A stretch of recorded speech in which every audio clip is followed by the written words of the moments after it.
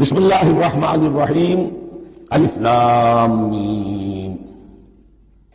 الف لام میم یہ حروف مقطعات ہیں، یہ علیحدہ علیحدہ پڑھے جاتے ہیں، علم نہیں پڑھ سکتے اس کو۔ الف لام میم، ہا میم ہے، ہا علیحدہ میم علیحدہ، اگرچہ لکھے ہوئے ہوتے ہیں جڑے ہوئے، کاف ہا یا عین صاد لکھے ہوئے جڑے ہوئے پڑھے جائیں گے علیحدہ علیحدہ، قطع علیحدہ کرنا۔ تو حروف مقطعات ان کے بارے میں ایک بات تو جو ہے اجماعی ہے،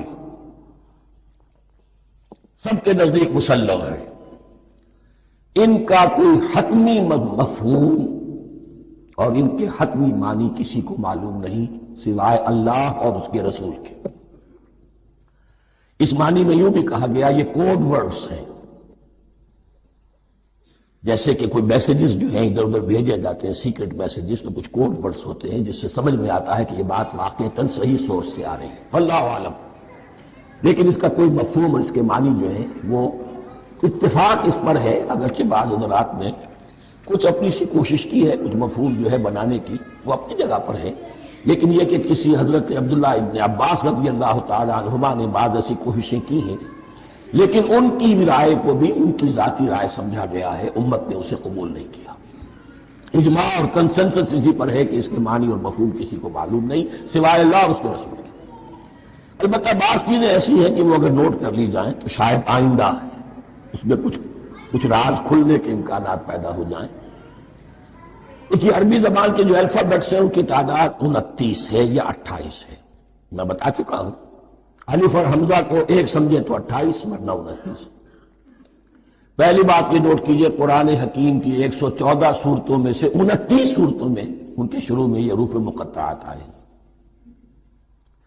دوسری بات یہ کہ اس میں 28 کا نصف کیجئے تو 14 استعمال ہوئے، 14 نہیں استعمال ہوئے، بالکل آدھی تعداد استعمال ہوئی۔ تیسرے یہ کہ جو شروع اور آخر اور درمیان 3 حصوں میں تقسیم کر دیجئے آپ، 9 9 9 پلواڑی 27، ایک طرف 10 رہ جائیں گے۔ پہلے حصے میں سے بہت کم حروف لیے گئے، بہت کم۔ آخری حصے کے تقریباً تمام حروف ہیں، تقریباً۔ درمیانی حصہ وہ ہے کہ جس میں آپ نے دیکھا ہے کہ عربی میں جوڑوں کی شکل میں ہے، صاد ضاد، فرق کیا ہے نقطے کا، سین شین، فرق کیا ہے نقطوں کا، را زا، فرق کیا ہے نقطے کا۔ تو جو بھی نقطے والا لفظ ہے وہ نہیں لیا گیا، اور جو بغیر نقطے کے غیر منقوط ہے وہ لیا گیا۔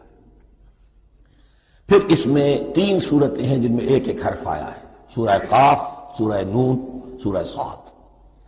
پھر صورتیں ہیں جن میں 2 2 آئی ہیں، جن میں 3 3 آئے ہیں، پھر 4 4 آئے ہیں، 2 ہی صورتیں ہیں جن میں 4 4 ہیں، اور 2 ہی صورتیں جن میں 5 5 ہیں۔ تو یہ ہے صرف یوں سمجھئے کہ اعداد و شمار۔ اس کے حوالے سے کچھ آدمی غور کرے تو شاید کوئی بات نکلے۔ باقی وہ مثال میں آپ کو بتا دیتا ہوں کہ حضرت عبداللہ ابن عباس نے ایک رائے ظاہر کی کہ الف لام میم در حقیقت ایک جملے کا خلاصہ ہے، انا اللہ اعلم۔ پہلا لفظ انا، اس کا الف لے لیا، درمیانی لفظ اللہ، اس کا درمیانی لام لے لیا، تیسرا لفظ اعلم، یہ آخری لفظ ہے، آخری حرف میم لے لیا، انا اللہ اعلم، میں اللہ جانتا ہوں، واللہ اعلم، واقعتاً اللہ ہی جانتا ہے۔ یہ حضرت عبداللہ ابن عباس کی رائے ہے، لیکن اگرچہ انہیں حبر الامت مانا گیا ہے، لیکن یہ کہ ان کی اس رائے کو بھی اکثر و بیشتر مفسرین نے قبول نہیں کیا۔ Subscribe our channel for more Islamic knowledge videos.